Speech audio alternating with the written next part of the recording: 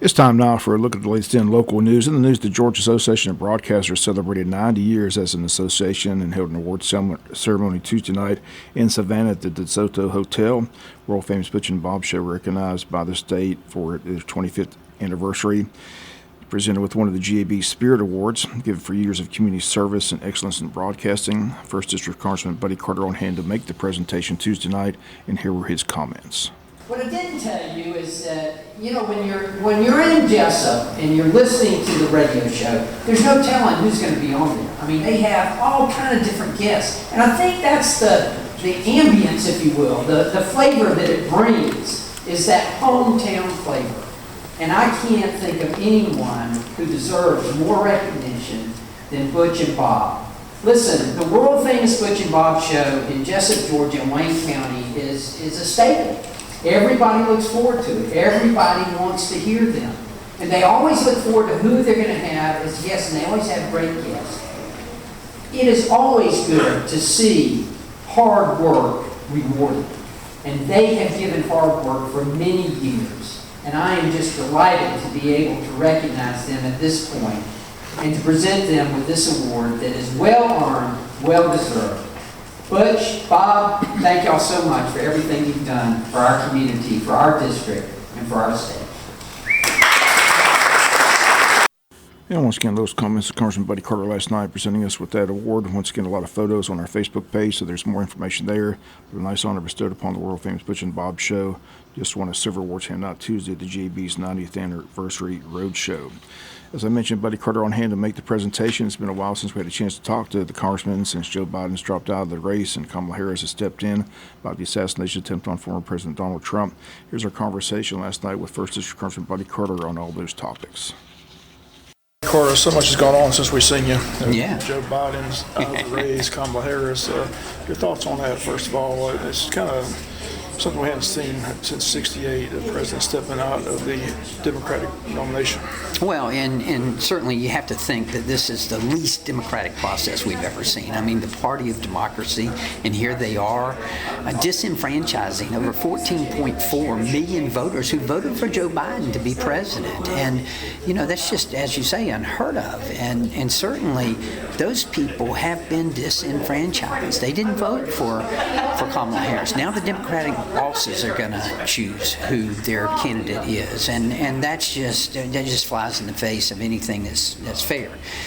Having said that, I will tell you that it doesn't matter whether it's Kamala Harris or whether it's Joe Biden. The policies of this administration over the last 3.5 years have been awful and have been disastrous. I mean, and let's face it, the policies have been the Biden-Harris policies.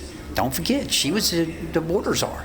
We have the worst border we've ever had, poorest border with people crossing that border, with drugs coming across that border, killing our citizens, and we've got inflation and highest in decades. We've got the economy is just in shambles, and we've got weakness on the world stage, crime running rampant. All of those things have the fingerprints of Kamala Harris on it. She cannot escape that. Yeah, it's seen you since the assassination attempt. Just want to get your thoughts on that. I saw where the Secret Service lady finally resigned after she got grilled on Capitol Hill, and it's just it's a comedy of errors. It's hard to understand. Well, it is hard to understand. She resigned about a week too late. She should have resigned immediately.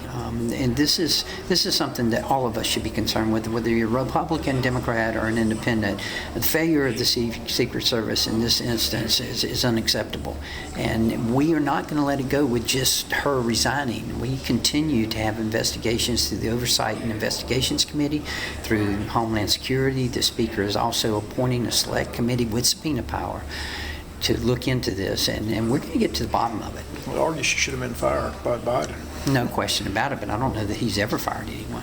Got any idea who you think she'll pick as her vice presidential candidate? Your thoughts on J.D. Vance, President Trump's vice president candidate? Well, first of all, J.D. Vance I thought was a great choice. I think he's going to really appeal to the middle class and to the Midwest. I That area is extremely important. Pennsylvania, Wisconsin, all of those states are extremely important to the success of the ticket, and I think he'll add to that. As far as who she will pick, it looks like it's possibly going to be Mark Kelly. That's a name that keeps coming up. I really don't think it's going to matter because, look, all the king's horses and all the king's men couldn't put Humpty Dumpty back together again. And she's not going to be able to escape the policies that have resulted in the disastrous economy and disastrous border that we've experienced in the last 3.5 years. Buddy, always good to see you. Thank you. Thank you, and congratulations to you. Appreciate you. Well deserved. Appreciate you being on hand for that. Absolutely, well deserved. Years of hard work and good work have paid off. And once again, those comments that Buddy Carter again on hand last night to present us with that award at the GAB convention or award ceremony. Again, we'll be back with more news after this word from our sponsor, the commercial messages. So please stay tuned. In other news, tomorrow morning at 9 a.m. in Courtroom C, that 11-year-old juvenile boy who's charged with involuntary manslaughter and simple battery in connection with the death of 8-year-old Noah Bush will be in court with his new female attorney, L.Q. Barton from Savannah, Georgia, hearing in front of the juvenile court judge Molly McIlvain, who's been assigned the case since Judge Jerry Caldwell recused himself from the case. 11-year-old also faces charges of concealing the death of another and criminal trespassing. 10-year-old faced those two charges and received a 2-year sentence after the judge found him guilty of those charges last Monday. Once again, the media banned from the court proceedings due to it being a juvenile case, but we'll have a full report on Friday's newscast of any developments from Thursday's hearing. Assistant DA Chrissy Bull is the prosecutor for the state, and the hearing is set for tomorrow morning at 9 a.m. in Courtroom C. County Commissioners have a called board meeting set for tomorrow at 6 p.m. in the afternoon at the County Commissioners meeting room. On their agenda is a discussion about bonds for the upcoming projects that the county plans to undertake since the SPLOST 5 referendum passed. County talking about a community center and a courthouse renovation and other projects that were approved with the SPLOST referendum. And the bonds discussion set for tomorrow. Also on the agenda, discussion about a release waiver from the DOT. Those are the two items on the Thursday agenda. Meeting time again 6 p.m. tomorrow at the County Commissioners meeting room. Then on Friday, the county is hosting a meet and greet for their new EMS director, Patrick Parson. That's set for the County Commissioners meeting room. The public's invited to attend from 9 to 11 a.m. on Friday morning. Again, that's taking place at the County Commissioners meeting room on Friday from 9 to 11 a.m. City of Jesup Pool of Cracker Williams has been a big hit this summer, and they're now offering senior water aerobic classes every Monday, Wednesday, Friday from 10:45 a.m. to 11:45 a.m. Weekly passes $10 can be purchased at City Hall and payable in cash or check. They state no payment will be accepted at the pool. Once again, senior water aerobics now offered at the pool every Monday, Wednesday, and Friday mornings. For more information, contact City Hall at 912-427-1313. We'll be back with a final news note after this word from our sponsor, the commercial messages, so please stay tuned. Final notes in the news, the Wayne County Board of Education met Tuesday in a call meeting. Both the Ag Advisor and ROT instructor at the meeting discussed with the board the two proposed projects, the building of a new Ag Center and new ROTC facility at the high school. A lot of discussion, a lot of information. In the end, Chairman Bruce Harris made a motion for the two instructors of the program to examine the second revisions from the architect, see if those revisions would meet the needs of their programs. That motion passed by a 5-0 vote. Once again, these are the two main projects once each SPLOST passed by the voters. But at the current time, all bids submitted for the two projects have been rejected by the board as the cost of the bid is simply too high and too expensive. The board discussed the upcoming millage rate, and a motion was made, a unanimous vote, to roll back the school board's millage rate by 1 full mill. School is about to open on August 7th. A lot of personnel approved Tuesday. Here's the full list approved last night.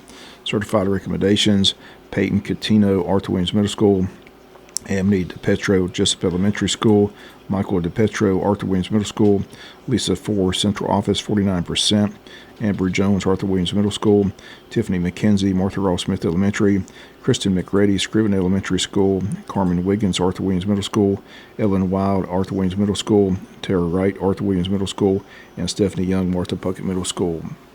Classified or certified transfer: Rebecca Henderson from Scriven Elementary, Media Specialist, to Arthur Williams Middle School, Media Specialist.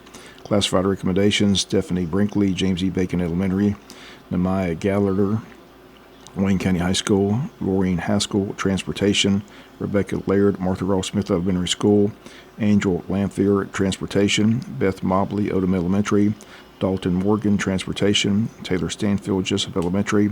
Jennifer Swenson, Arthur Williams Middle School. Andy Tab, Jesup Elementary School. Ashley Washburn, Scriven Elementary School. Kylie Womack, Martha Ross Smith Elementary. Classified transfer, Lori Mallard, James E. Bacon, Receptionist and Bookkeeper, Principal Secretary. Classified resignations, Angela Lane, Transportation.